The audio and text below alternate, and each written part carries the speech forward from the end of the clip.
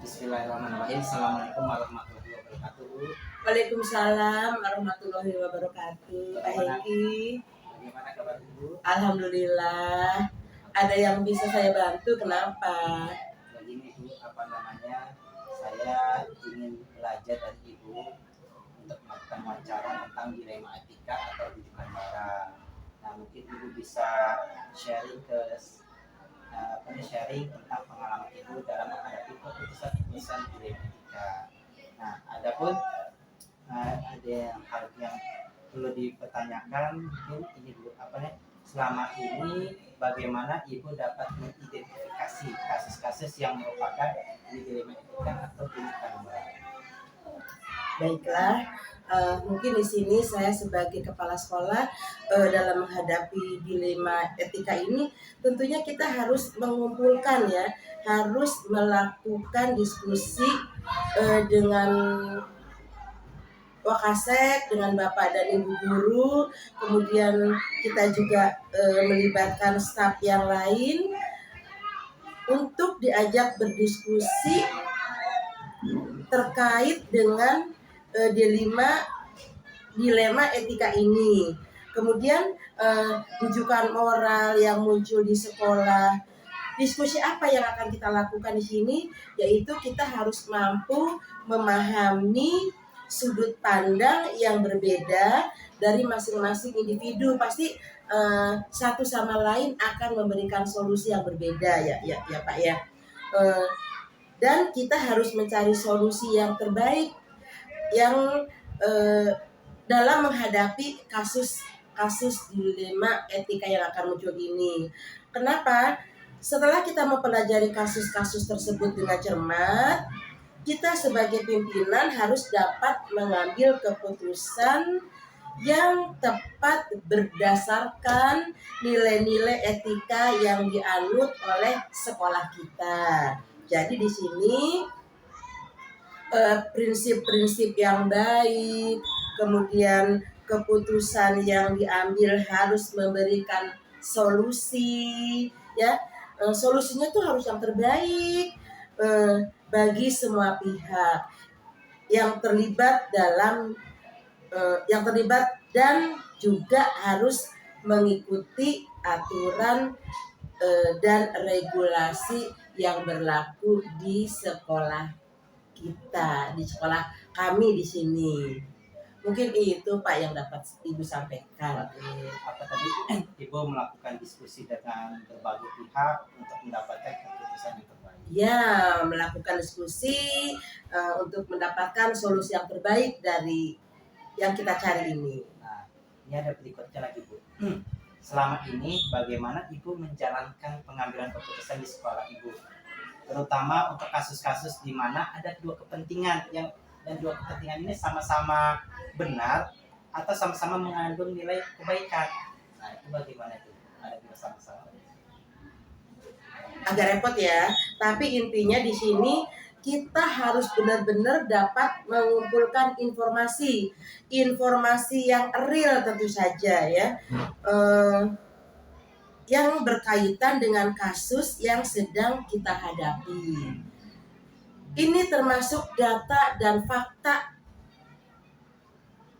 dari semua pandangan yang terkait yang dapat melibatkan peraturan atau kebijakan yang berlaku di sekolah kita tentu saja. Kemudian juga di sekitar lingkungan ya, tidak hanya di sekolah tapi di sekitar lingkungan. Nah, serta kita pun harus dapat mengumpulkan informasi-informasi yang mengidentifikasi nilai-nilai yang terlibat dalam kasus tersebut. Di sini termasuk nilai-nilai etika dan moral yang dipegang oleh masyarakat sekitar sekolah. Jadi kita tidak boleh mengacuhkan keberadaan mereka ya. Kita harus memahami, harus menempatkan diri kita juga dapat memfasilitasi mereka. Kita jangan sembrono dalam menentukan pembenaran ini. Jadi solusinya itu yang terbaik untuk semua pihak. Jadi Ibu berarti mengumpulkan informasi dulu ya Bu. Ya, Informasi dulu, lalu mengidentifikasi nilai kebaikan mana yang lebih baik gitu ya. ya. Jadi mana, nah, dari itulah itu Ibu nanti mengambil keputusan itu yang terbaik. Mencari solusi yang terbaik di antara yang baik ya. Oke. Langkah-langkah apa atau prosedur seperti apa yang biasa Ibu lakukan selama ini? Langkah-langkah. Dalam menghadapi dilema etika Dilema ini. etika itu. Oke. Ya, pastinya kita harus menentukan tujuannya dulu. Kemudian mengumpulkan informasi. Sekolah juga harus menentukan tujuan yang ingin dicapai dan pengambilan keputusannya. Di sini tujuan tersebut harus sesuai dengan tentunya dengan visi, dengan misi dan nilai-nilai yang dipegang teguh oleh sekolah. Menganalisis informasi, kemudian mengumpulkan data dengan cermat dan objektif, kemudian analisis semua yang sudah kita dapat, yang sudah kita kumpulkan, yang sudah kita peroleh, agar semua aspek yang relevan dengan kasus tersebut dapat terpecahkan. Jadi Ibu melihat apa namanya tujuannya dulu ya Bu. Tujuan itu dilihat dari visi misi. Ya. Dari situlah Ibu menentukan ini yang terbaik ya, dan sesuai dengan visi misinya. Iya, harus ada aturannya step by step ya biar tercapai. Baik Bu, pertanyaan selanjutnya, hal-hal apa saja yang selama ini Ibu anggap efektif dalam pengambilan keputusan pada kasus-kasus dilema etika ini? Kita harus memahami nilai-nilai etika dan moral yang menjadi dasar bagi pengambilan keputusan tersebut ya.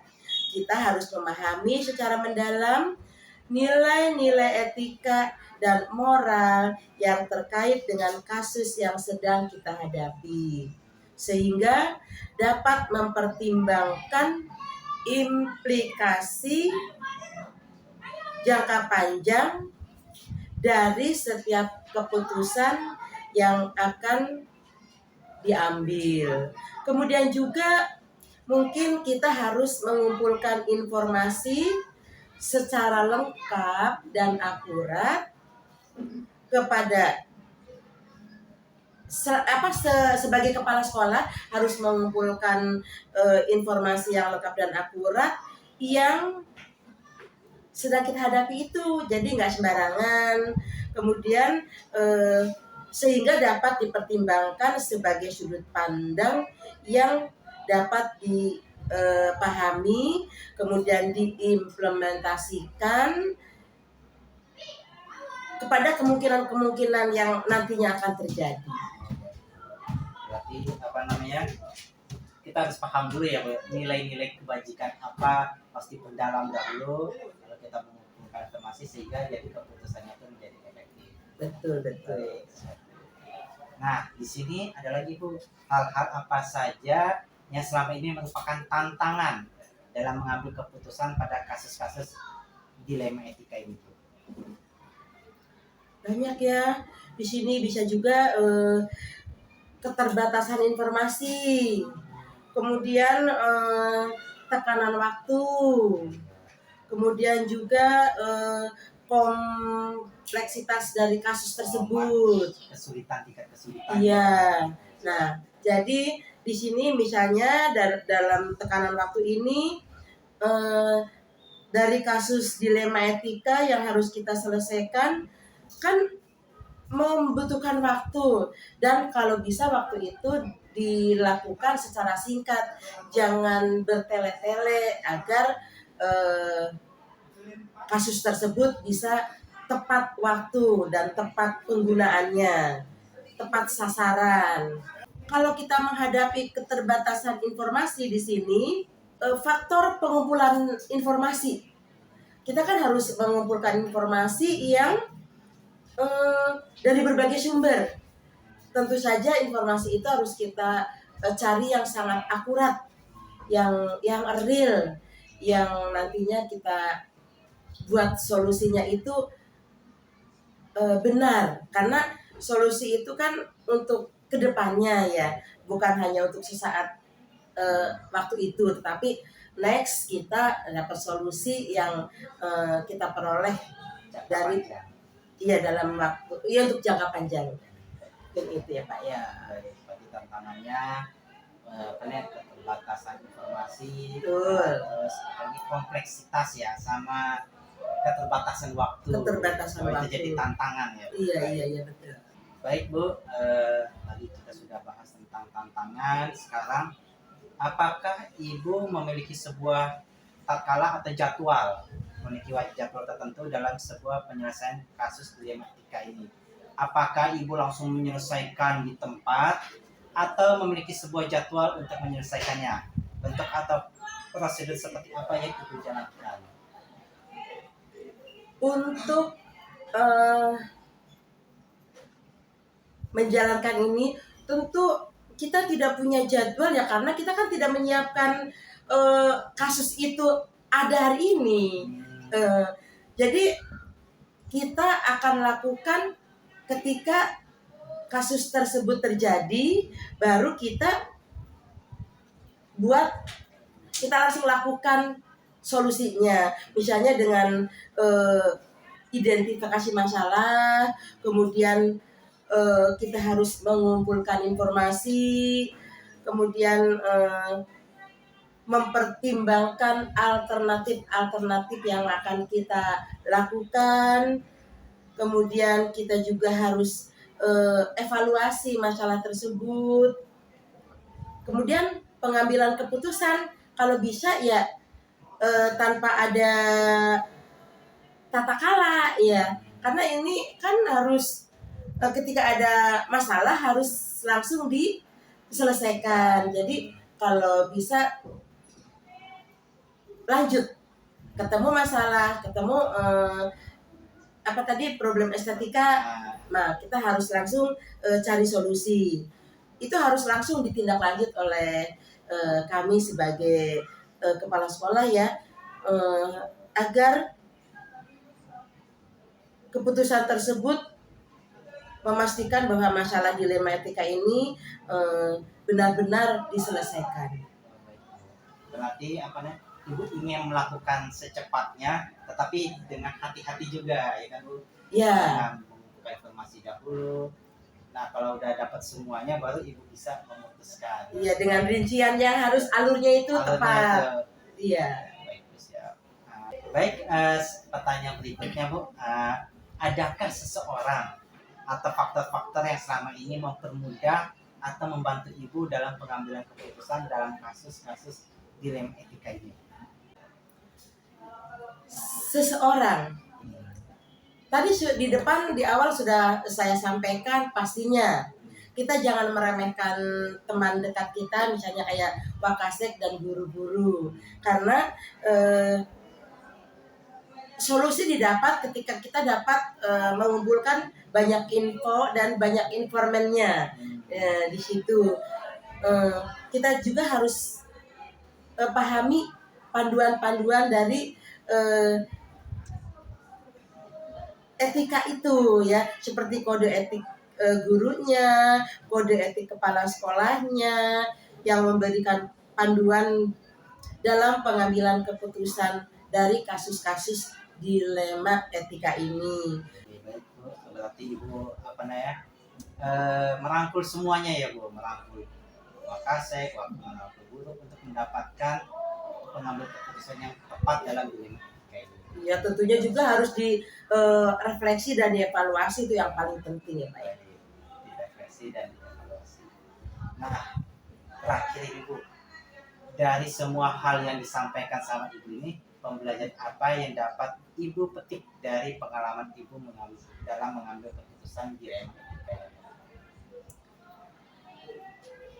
Mungkin di sini yang dapat kami lakukan adalah pentingnya memahami nilai-nilai etika dan prinsip-prinsip moral yang dianut oleh sekolah itu. Kemudian juga kita harus dapat mempertimbangkan semua faktor dan konsekuensinya yang terkait dengan kasus dilema etika itu. Kemudian juga kita dapat mempertimbangkan panduan etika itu sendiri, mempertimbangkan kode etik yang berlaku di sekolah itu juga. Mungkin itu. Baik Bu, terima kasih atas waktu dan ilmu yang berharga dari Ibu. Semoga ini untuk pembelajaran saya juga dalam mengambil keputusan dilema etika. Terima kasih banyak Bu atas waktunya. Saya izin pamit. Assalamualaikum warahmatullahi wabarakatuh. Waalaikumsalam warahmatullahi wabarakatuh. Harus semangat anak muda ya. Terima kasih banyak ya Bu.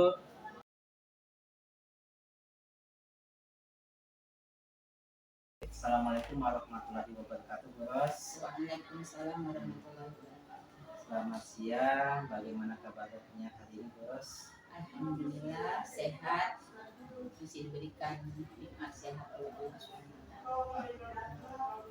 Buat ini, Bos, saya izin mau meminta waktu Bos untuk saya mau belajar tentang pengambilan keputusan yang berkaitan dengan dilema etika ini, Bos.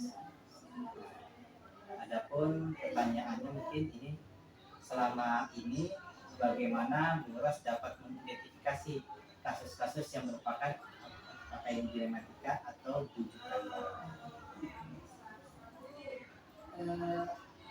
Dilema etika itu berarti bahwa kita yang pertama itu bagaimana harus menjalankan tugas dengan benar, atau kita boleh misalnya ada tugas yang diberikan dari luar oleh pemerintah, ya.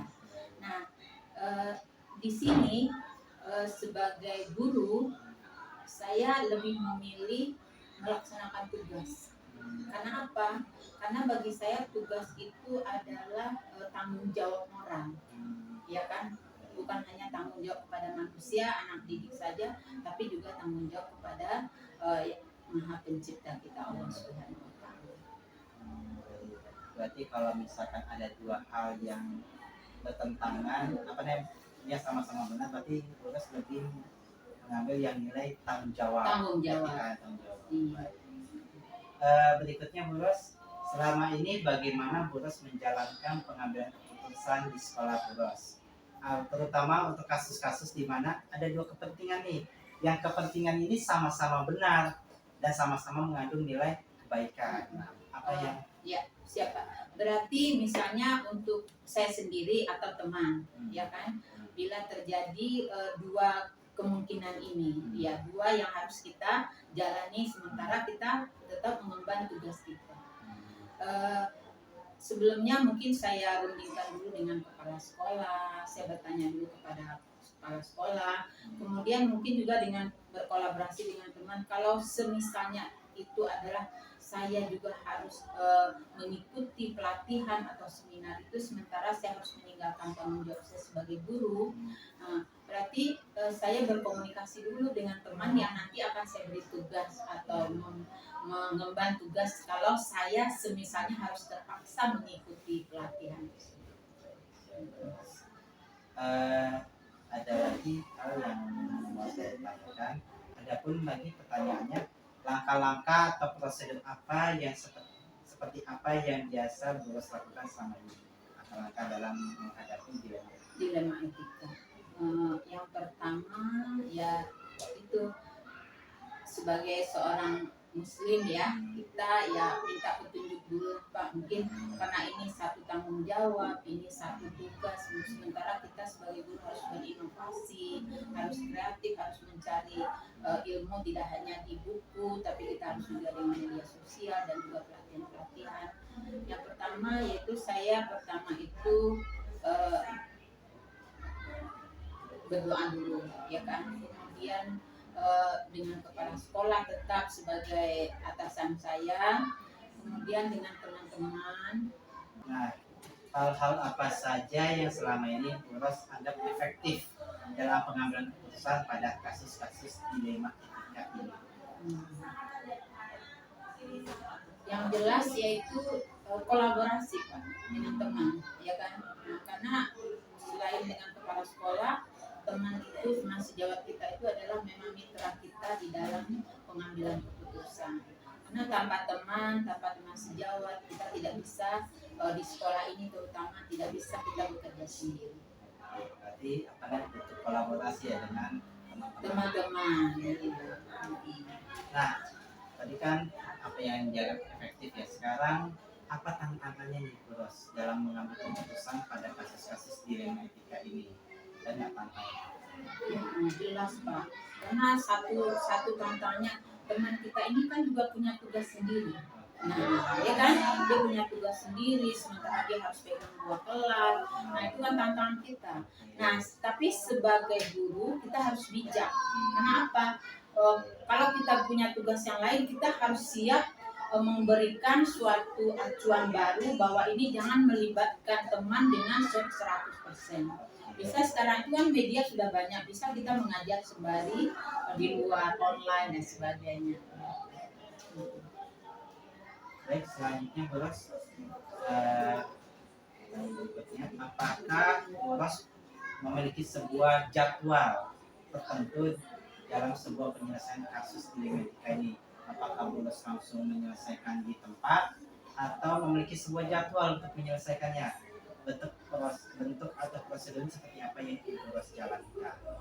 Kalau misalnya tanggung jawab itu kita harus, karena kalau tanggung jawab itu kan kalau untuk tanggung jawab ini harus hari ini, tanggal sekian dari tentukan. Jadi kita harus hari itu, kita harus benar-benar Pak sudah siap, karena sebagai seorang guru kita harus sudah siap dengan itu.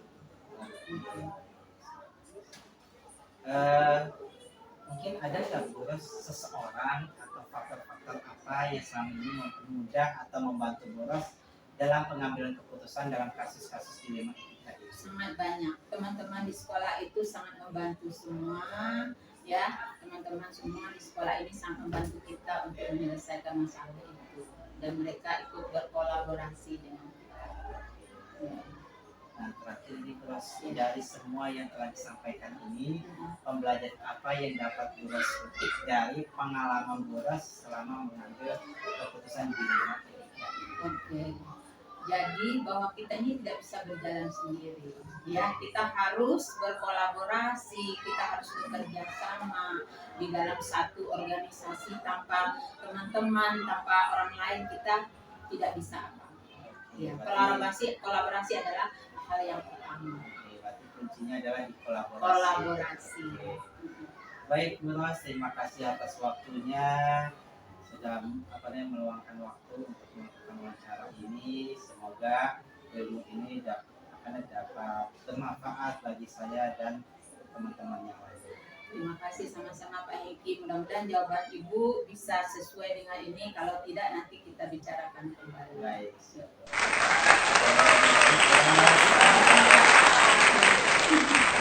Assalamualaikum warahmatullahi wabarakatuh. Waalaikumsalam warahmatullahi wabarakatuh.